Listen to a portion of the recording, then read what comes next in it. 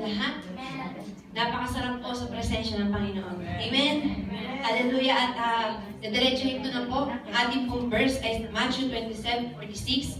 Sabi po dito, my God, why have you forsaken me? Nihongo de, waga kami. どうして私をお見捨てになられたのですか?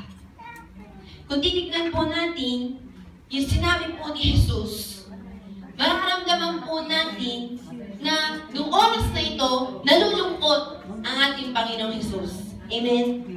At masasabi po natin na nakita naman po natin yung mga bawat ministeryo na ginawa ng Diyos. Nakayanan po ng ating Panginoong Jesus ang bawat tukso ni Satanas.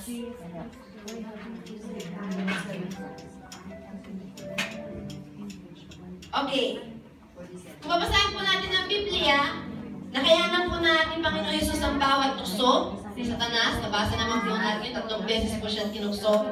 Nakayanan din niya po ang mga pangungutya. Nakayanan niya ang bawat persecution. Nakayanan niya rin po ang mag-fasting ng 40 days at 40 nights. Nakayanan niya po maglingkod sa maraming tao. Nakayanan niya po ang maraming pag-abot sa kapwa niya. Mga miracle, pagpapagaling, pagbuhay sa mga patay. Ang dami pong ginaya ng ating Panginoong Jesus. Sapagkat alam niyang kasama niya ang Diyos at alam niya rin naman na nakatingin sa kanyang Ama. Ngunit po nung inako ng ating Panginoong Jesus ang kasalanan natin sa krus ng Kalbaryo, first time po naranasan ng ating Panginoong Jesus na nalayo ang presensya ng Diyos sa Kanya.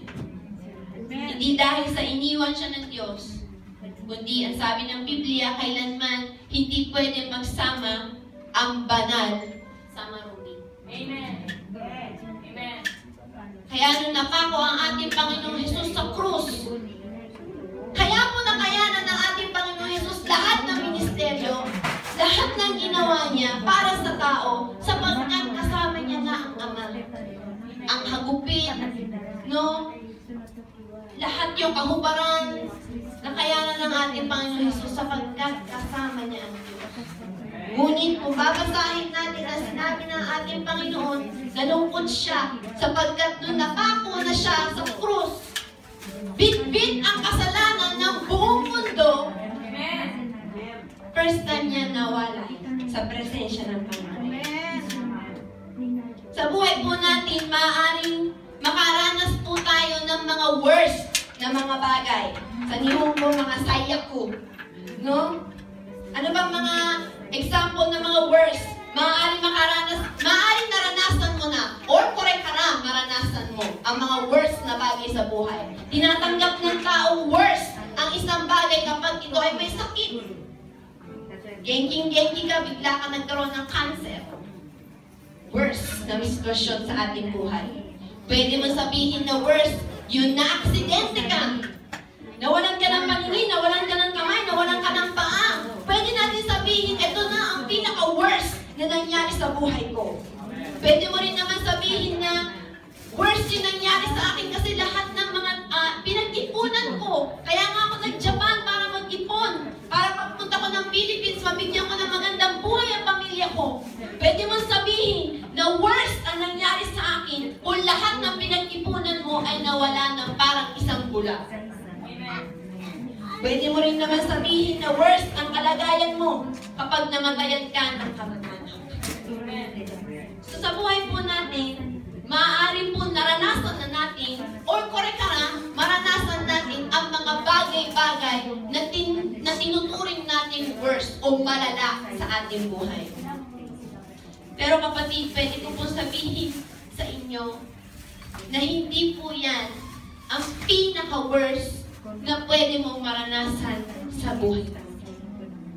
Sapagkat ang pinaka-worst na pwede mangyari sa'yo, yun ay yung mawalay ka sa presensya ng Panginoon. Amen. Sapagkat tulad po na inaawit natin, aanuhin natin ang pera kung wala naman ng Diyos. Magkakasala ka lang. Aanuhin mo ang kasikatan kung wala naman Diyos.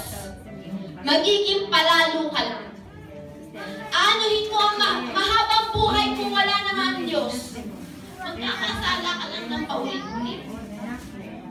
Kaya kahit meron ka nito, kung wala naman ang Diyos sa buhay mo, yun ang pinaka-worst, malala na pwede ang mangyari sa'yo.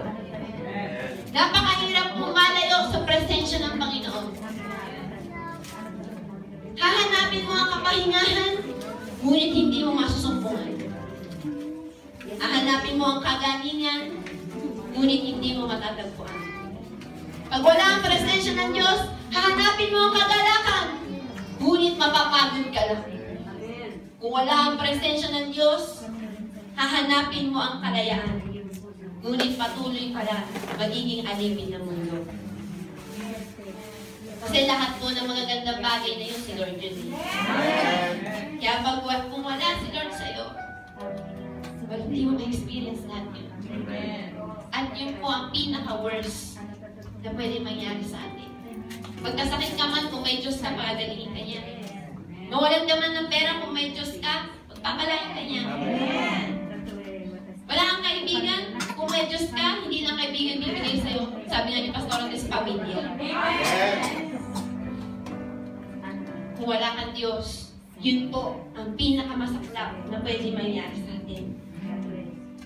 Sabi nga po nila, Pastor at Pastora, mawala na ang lahat. Nakawin na sa'yo lahat. Huwag lang ang Panginoon. Amen. Pero alam mo ba, dinanas ng ating Panginoon Jesus yun. Yung pinaka-worst na pwede mangyari sa'yo at pwede mangyari sa akin. Sapagkat mahal ka ng Diyos. Walang taong gugustuhin malayo sa Panginoon. Sapagkat tulad ng inaawit natin, nasa Kanya na ang lahat ng bagay. Nasa Kanya na ang hinahanap ko. At nasa Kanya ang lahat-lahat sa akin. Ngunit dinanas ni Kristo Jesus yun para hindi mo na maranasan. Sapagkat mahal ka niya at mahal mo. Dinanas niya ang pinaka-worst na pwede mong maranasan para maranasan natin ang pinaka-the best na pwede natin maranasan. Yun ay yung makilala ang Diyos at maranasan natin ang Panginoon. Kaya nung nasa krus ang ating Panginoon Jesus, hindi niya ginusto yun. Sabi niya nga sa hardin ng Gethsemane, Panginoon, Panginoon, kung pwede lang hindi ko yung maranasan. Ang alin ang magupit? Hindi yun. Ang alin yung makubaran? Hindi yun. Dahil kung may Diyos, kaya ni Jesus yun. Na-overcome niya nga hanggang krus eh. Ang ayaw niya maranasan, yung malayo siya sa presensya ng Panginoon. Ngunit purihin ng Diyos sapagkat mabuti siya. Ayaw niyan tayo ang makaranas. Kaya binitbit niya ang kasalanan mo at kasalanan ko. Kaya nalayo ang presensya ng ako sa Kanya. Amen. Kaya marapat lang purihin ng Panginoon. Sa ginawa niya ngayon, amen, tanggap mo na yung pinaka-best na pwede mong maranasan sa mundo. Hindi mo na kailangan pang yumaman. Hindi mo na kailangan pang bumili ng ari-arian. Hindi mo na kailangan pang kumanap ng mga bagay-bagay. Sapagkat nung tinanggap mo si Kristo Jesus, nasa iyo na ang pinaka-the best na pwede mong makamit sa buong mundo. Sabihin ko sa iyo, kung tinanggap mo ang ating Panginoong Jesus bilang tagapagligtas at Diyos, at nasa sa iyo ang presensya niya, ikaw na ang pinakamasayang tao sa buong mundo. Sapagkat ang Diyos ang lahat-lahat sa atin. At minahal tayo ng Panginoon. Kaya naman, marapat lang siyang kilalanin bilang Diyos. Marapat lang siyang kilalanin bilang tagapagligtas. Marapat lamang siyang sambahin at itaas sa buhay mo at sa iglesia na ito. Amen. Purihin ang Panginoon. Palakpakan natin. Amen.